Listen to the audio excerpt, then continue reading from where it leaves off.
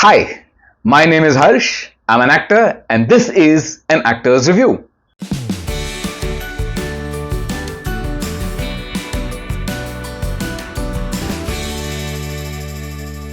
आज हम रिव्यू कर रहे हैं the film Shaitaan. It's a horror supernatural thriller film जो कि अभी अभी रिलीज हुई है. It stars Ajay Devgn, R Madhavan, Jyothika and a wonderful Gujarati actor called Janki Boriwala. इस फिल्म को डायरेक्ट किया है विकास बहल ने. This is a remake of a Gujarati film जिसका नाम था वश, एंड उस फिल्म को लिखा और डायरेक्ट किया था कृष्णदेव याग्निक ने, और ये उस स्टोरी पर हिंदी रीमेक है. तो कुछ चीजें मैं पहले आपको बता देता हूं. नॉर्मली जब मैं एक फिल्म को रिव्यू करता हूं, I talk about the story, writing, direction, performances, music वगैरह वगैरह. लेकिन because this is a supernatural horror thriller film, इसमें कुछ और डिपार्टमेंट्स मेंशन करने बहुत जरूरी हैं, तो उनके बारे में भी बात करनी पड़ेगी. I have to talk about the sound design, the makeup, the set design, the lighting design. तो इसके बारे में थोड़ा, नॉट मच बट थोड़ी सी बात होगी. मोस्ट इंपॉर्टेंटली भाई, I am really sorry but इस फिल्म का रिव्यू मैं विदाउट स्पॉयलर्स नहीं दे सकता. I have to talk about some of the spoilers. तो spoiler alert. I mean, go to the end, end end में मैं आपको जब स्कोर बता दूंगा then make up your mind. Story of the film. Ajay Devgn एक चार्टर्ड अकाउंटेंट हैं. He is got a nice happy family. Wife है प्लेड बाय ज्योतिका. एक बेटी है जो कि 16 साल की है, 15-16 साल की है, इसका नाम है जानवी. और एक बेटा है जो कि आई थिंक 8-9 साल का है. They are a very normal, rich, I would say chartered accountant family. और ये जा रहे हैं farm house for the weekend. बहुत स्वीट सा रिलेशनशिप है बिटवीन द फैमिली. रास्ते में एक जगह पर चाय पीने पे रुकते हैं और वहां पर इनकी मुलाकात हो जाती है with a stranger played by R Madhavan. It's a very sort of casual sort of a meeting. और फिर उसके बाद ये चले जाते हैं अपने फार्म हाउस. फार्म हाउस पर शाम को for some reason R Madhavan वहां पर आ जाते हैं. एंड देर ऑल, ये क्यों यहां पर आ गया है. धीरे धीरे पता चलने लग जाता है, must have found out from the promos also, जो बेटी है जानवी वो आर माधवन के वश में है, कंट्रोल में है कंप्लीटली. वो जो भी कहता है वो करती है. सो मच सो कि वो अपने माँ बाप को मारने को तैयार हो जाती है. And here comes the spoiler. R Madhavan माँ बाप से कहते हैं कि मैं यहां से तभी जाऊंगा जब आप अपनी बेटी को मेरे साथ विद योर परमिशन भेज देंगे फॉर एवर. आप कहेंगे कि अब ये तुम्हारी हो गई, उससे पहले मैं नहीं जाऊंगा. एंड जब तक आप हाँ नहीं कहेंगे ये बेटी आपको टॉर्चर करती रहेगी. That's the bulk of the film, जहां पर वो बेटी इतना टॉर्चर करती है माँ बाप को, भाई को. इवेंचुअली माँ बाप बोलते हैं भाई जा, ले जाओ इसको. Again spoiler alert here. R Madhavan उस लड़की को ले जाते हैं एक खंडर में जहां पर एक किला है. वहां पर आपको पता चलता है कि काला जादू करने वाले हैं और आज रात इनका एक यज्ञ है जहां पर 108 लड़कियां आग में जलकर मर जाएंगी. और अगर ये मर गई तो आर माधवन बन जाएंगे इस दुनिया के सबसे पावरफुल आदमी. फिर वो किसी को भी देखेंगे तो उनको अपने वश में कर लेंगे, कंट्रोल में कर लेंगे. अजय देवगन उस किले पर पहुंच जाते हैं. क्या अजय देवगन उनको हरा पाते हैं और अपनी बेटी को बचा पाते हैं, कि क्या आर माधवन इस दुनिया के सबसे पावरफुल आदमी बन जाते हैं. लास्ट वीक हमने देखा क्या हुआ अंबानी वेडिंग में, सो वी नो कि R Madhavan does not become the most powerful man in the world. Let's come to performances. ऐसी फिल्म बहुत इंटरेस्टिंग होती है जिसमें सिर्फ 4 या 5 एक्टर होते हैं for a bulk of the film, और एक ही लोकेशन पर होते हैं. तो वहां पर एक्टिंग का स्कोप बहुत होता है if the script is written well. I must say यहां पर Ajay Devgn has performed well. He has a very understated character जिसे वो बहुत अच्छी तरीके से निभाते हैं. He never overdoes it. He is just right and he looks the part. Very well performed. R Madhavan, promo से आपको पता चल गया होगा, is the star of the show. He is flamboyant वगैरह वगैरह, and that is great for the first half. मतलब जब वो बहुत अजीबोगरीब काम करते हैं उसके साथ जो उनका ह्यूमर है दैट वर्क्स रियली वेल. बड़ा अजीब सा वो मेनेस होता है. His performance suffers because of the writing. With in the first half an hour आप समझ जाते हैं कि माधवन का कैरेक्टर ये है कि वो टॉर्चर भी करेगा और हंसेगा भी और जोक भी मारेगा. Got it. उसके बाद क्या, the writing lets him down. Jyothika जो कि मदर का रोल कर रही है, शी इज प्रिटी. मैं क्या बोलूं, अगेन राइटिंग ऐसी है कि all she has to do is make big eyes करके and cry. Janki Boriwala who plays Janvi has a very good role. She is a fantastic actor. मैंने उनकी गुजराती फिल्में नहीं देखी हैं. I hope to see her in, I know I will see her now in more films because I think she's done a fantastic job.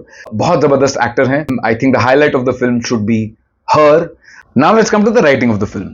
Original कहानी लिखी थी कृष्णदेव याग्निक ने, ओरिजिनल स्टोरी. इस बारी राइटर हैं आमिर कियान खान. स्पॉइलर अलर्ट अगेन, कि 108 लड़कियां kidnap की हैं आर माधवन ने.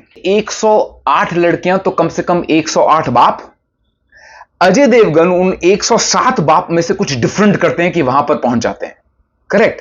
तो यानी कि अजय देवगन कैरेक्टर उन 107 अदर फादर्स से ज्यादा स्मार्ट है, इंजीनियस है। ऐसा कुछ उनके कैरेक्टर में एक हिंट भी नहीं है in the first half of the film that he is smarter, he is more ingenious. Okay, चलो मान लिया, maybe that's my problem, वो राइटिंग में फ्लॉ नहीं है। The big flaw in the writing और the direction of the film is Madhavan's character. वो एक यज्ञ कर रहे हैं, इतनी स्टडी की हुई है, तो एक बारी the writing allows Madhavan to crack jokes, but जब वो किले पे पहुंच जाते हैं, now is the serious part, now is the यज्ञ, he is going to become the most powerful man in the world. तो वहां पर राइटिंग में भी वही भी जोक्स मार रहे हैं, hey ho, you know, like Shahrukh Khan on drugs. That I think is a writing flaw, also a direction flaw, I do not know. Another writing flaw that I felt, किसी भी कहानी, I mean if you go to Russian literature पढ़ लें, you read Greek literature, अगर आप किसी एक character के बारे में मुझे फील करवाना चाहते हैं तो उसको एंड में इंट्रोड्यूस मत करें ना। 108 लड़कियां हैं and they only come in the climax of the film, why should I care? या तो कुछ हिंट दिया होता शुरू में कि 108 लड़कियां गायब हैं, parents are in really bad shape, तो जब आप उन लड़कियों को एंड में देखते हैं, यू कनेक्ट एंड यू से, ओरे बाप रे, ये वो लड़कियां हैं। So that is a writing flaw जो उन्होंने वर्ल्ड बिल्डिंग की है फॉर आर माधवन की। भाई वो एक किले में रहते हैं, 4 यूनक हैं, ये कहां से आ गए? Suddenly in close to the climax of the film 4 बंदे हैं साड़ियों में जो कि अजय देवगन को पीट रहे हैं। ये कौन है ये यूनक, ये क्या है, what is this, what is going on? No explanation, neither in the writing nor in the direction है। Now let's come to the direction of the film. Vikas Bahl इस फिल्म के डायरेक्टर हैं, he is got pedigree, Queen उन्होंने direct की थी। और जब तक ये फिल्म फार्म हाउस तक सीमित है, जहां पर ये फार्म हाउस में ये 4-5 कैरेक्टर्स आपस में भिड़ रहे हैं, it seems interesting. Once it goes to the किला, लाइक एवरीथिंग गोज रॉन्ग। मतलब direction is terrible, set is terrible, lighting is terrible, makeup is terrible, costume is terrible, it is so bad after that. Let's talk about the set direction. Farm house जो दिखाया था, पता चलता था कई shots में कि इट्स अ सेट, बट चलो ठीक है, मान लिया, एक एक्चुअल फार्म हाउस नहीं ढूंढा, यहां पे शूट कर लिया, जो भी था हो गया।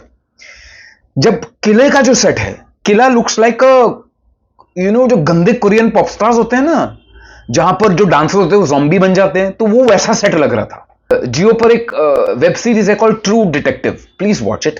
एक एरिया में से बच्चियां अगवा की जा रही हैं एंड वो कहां जाती हैं, गायब हो जाती हैं, नोबडी नोज। लास्ट एपिसोड में जो डिटेक्टिव है वो उस जगह पर पहुंचता है जहां पर लड़कियों को अगवा करके रखा गया था। And you should see the set, you should see वो एरिया क्या बनाया हुआ है। वहां पर एक भी लड़की दिखती नहीं है, जस्ट वो आदमी जब उस एरिया में भागता है तो आपकी रूह कांप जाती है कि बच्चों को लाकर इस जगह में रखा गया था। It is so scary, it is so dark and dirty. And अगर हॉरर फिल्म या थ्रिलर फिल्म बनानी हो तो लाइटिंग डिजाइन बहुत जरूरी होता है। अगर आप रॉक वीडियो के लिए या रॉक कॉन्सर्ट जैसी लाइटिंग लगा देंगे for this set, it will look bad and it does. मतलब पॉइंट क्या है एक हॉरर फिल्म बनाने का या थ्रिलर फिल्म बनाने का? लोग डरे ना, इस सेट में थोड़ी ना कोई डर रहा होता है। इस सेट में तो यू वेटिंग, अरे well will Nora Fatehi come out, she doesn't, sorry spoiler. Sound design इतना नॉइजी है, इतनी कैकोफोनी है, पहले 15-20 मिनट में ही ज्योतिका जो एक्टर है बेचारी वो चिल्लाने लग जाती है। Then she is basically screaming all throughout the film. कोई ग्राफ नहीं है, they just start screaming and then everybody screaming and the music is loud. वो जो गट फीलिंग में आपको डर लगना चाहिए ना, that doesn't happen sound design के कारण। आर माधवन ऐसी जगह पर जा रहा है जहां पर उसने 108 लड़कियों को कैद करके रखा हुआ है इन सब ह्यूमन कंडीशंस। तो वहां पर जाके he is putting on makeup with full lights, जैसे कि ड्रेसिंग टेबल है। He is taking off his lenses. Social media influencer है क्या है? This is supposed to be डरावना।